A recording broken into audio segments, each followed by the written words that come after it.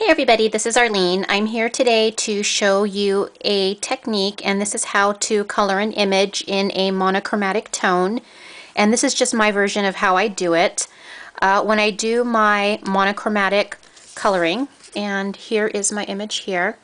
And this stamp set is by My Favorite Things, and this is from the Pure Innocence collection. She's so adorable. This is the Being Cute is What I Do stamp set, and this is what that stamp set looks like. Just show you guys. There we go. That's what that looks like. Really cute.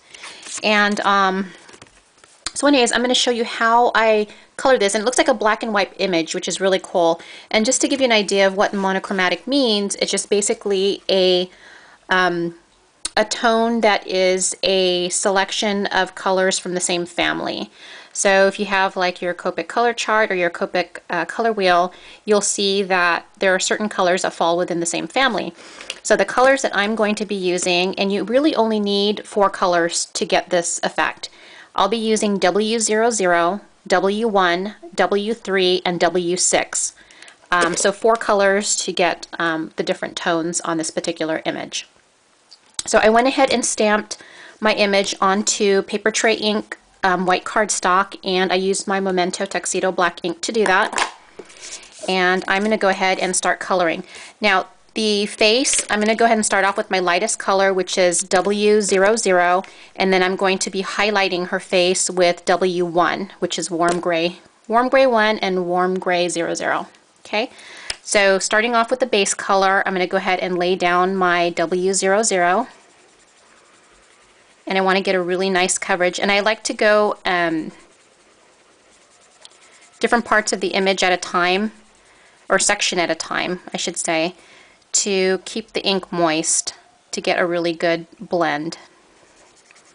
Okay, again, that's W00, and then I'm going to go with my W01 and I'm going to create my highlight. And I'm going to make it so that the sun is coming from this direction, so she's going to have a lot of shading going on this side. And I like to use a feathering technique.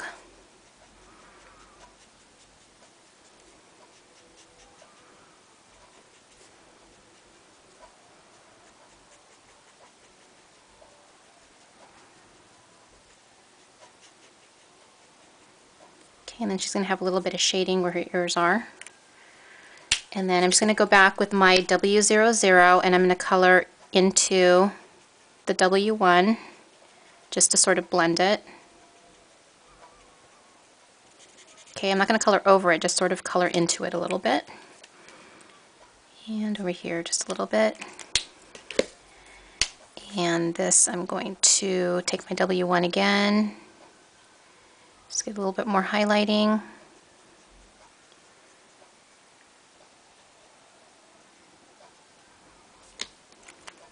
And going in again with my W00 and coloring into the W1, but not all the way, not on it. Okay, just into it to get it blended in. Okay, so there's my face. Now I'm going to go in and do the rest of her skin.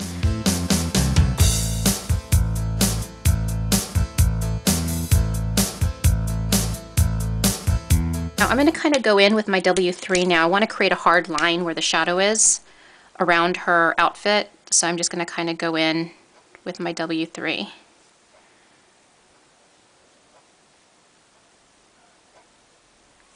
Okay.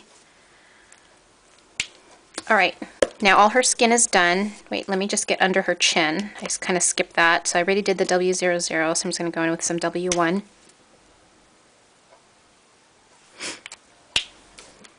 And then I'm going to go with W3 just around her chin, just a little bit. Okay, just so we can see where there's a little bit of shading. Okay, now what I'm going to do is her hair. And for her hair, I'm actually going to use 3 colors. I'm going to go with W00, I'm sorry, W1, W3, and W6. Okay, and my base is going to be W1. So I'm going to go ahead and lay down a base first.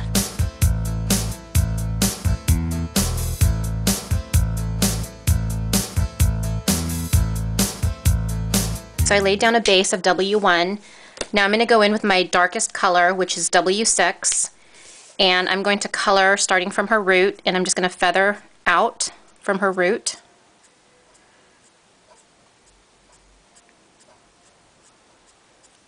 And I'm going to do that in the other direction.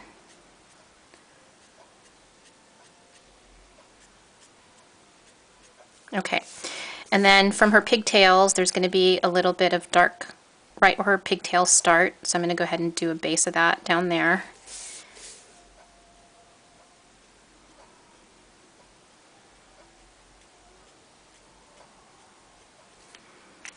Now, before all of that dries, I'm going to go in with my W3 and blend it, and I'm just going to grab the ends of the W6 and kind of pull it.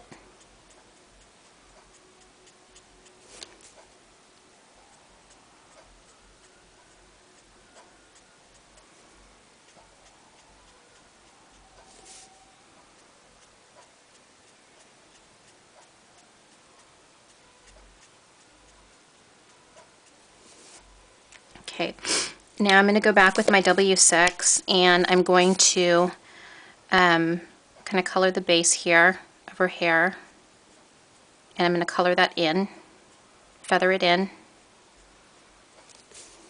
and I'll do that on the other side too.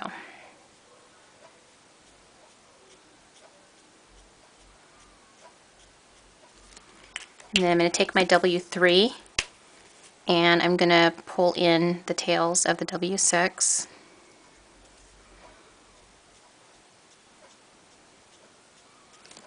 Okay, and then I'll take my W1 and I'm going to color into the W3 to blend it all together. Okay, and I'm just going to finish off her pigtails here just to make it a little bit more defined.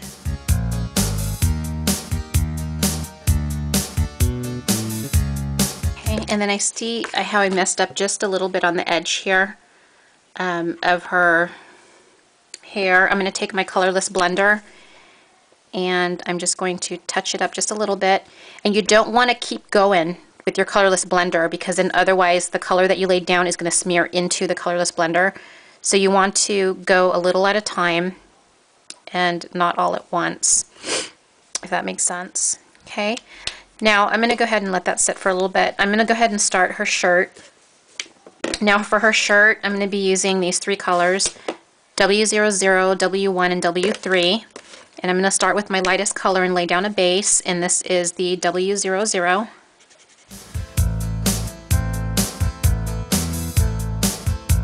Now I'm going to go in with my darkest color, which is W3, and I'm going to create some shading. And then obviously over here, she's going to have a little bit, like where the line of her shirt is, she's probably going to have a little bit of pleats here and a little bit of darkness. So I'm just going to color that in there, and then of course behind the flower a little bit. Then I'm going to take my W1 and I'm going to pull that color in to blend it.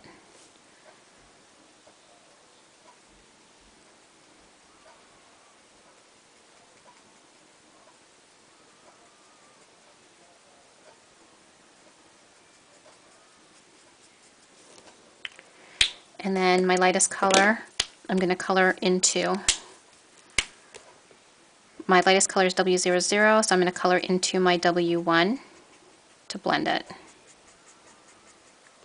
Okay, and then back again with my W3, create the highlighting. Takes a couple layers, guys, to achieve the look you're wanting.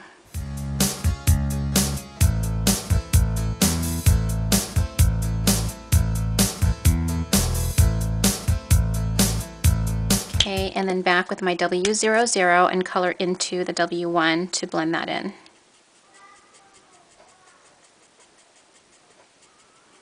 Okay, now for the flower on her blouse, I'm going to color in with W3,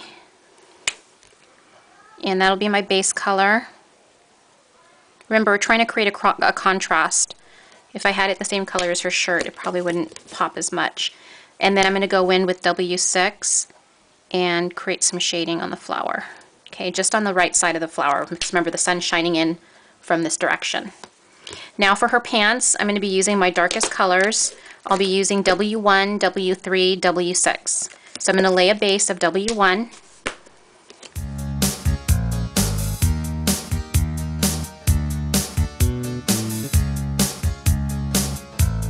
Now I'm going to go in with my darkest color, which is W6, and I'm going to create the shadows.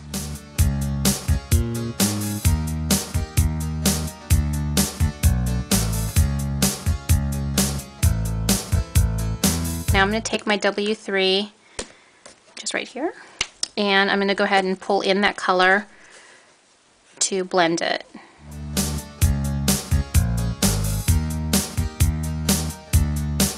I'm going to go in with my W1 again and color into the W3 to blend it in. And then I'll be going back again with my W6. Again, I like to go in at least a couple of times to get my layers right. And W3, again pulling that in.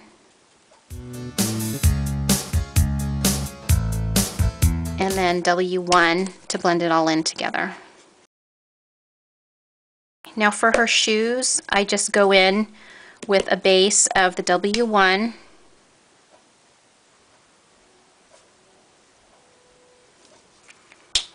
and then W6,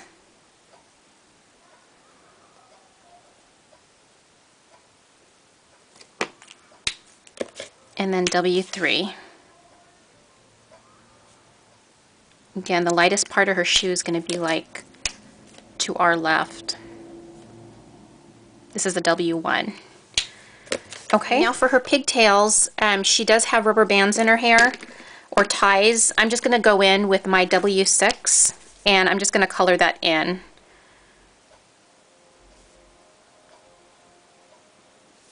Now to add some fun, what you can do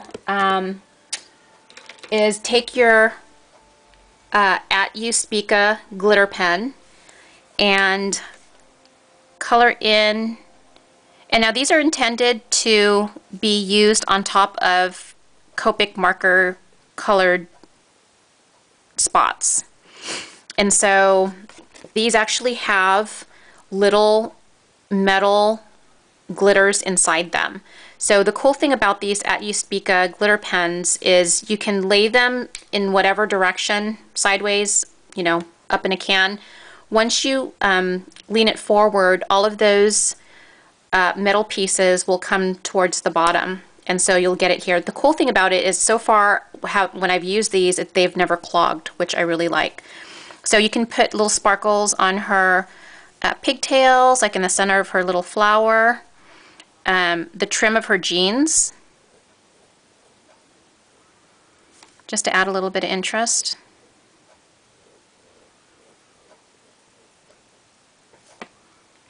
Okay, so different things that you can do just to make it fun and add a little bit of glitter. It looks like my colors started to run a little bit because of all my blending, so I'm probably going to go back in there with my colorless blender to fix that. But anyways, so there are the monochromatic images that I colored. I actually have another one somewhere here. I did it like a few times, like several times, but I'll be making a card for my MFT challenge with Monochromatic, but I wanted to go ahead and share the technique with you guys. So hopefully that helped, and thanks for watching, everyone. Take care. Bye.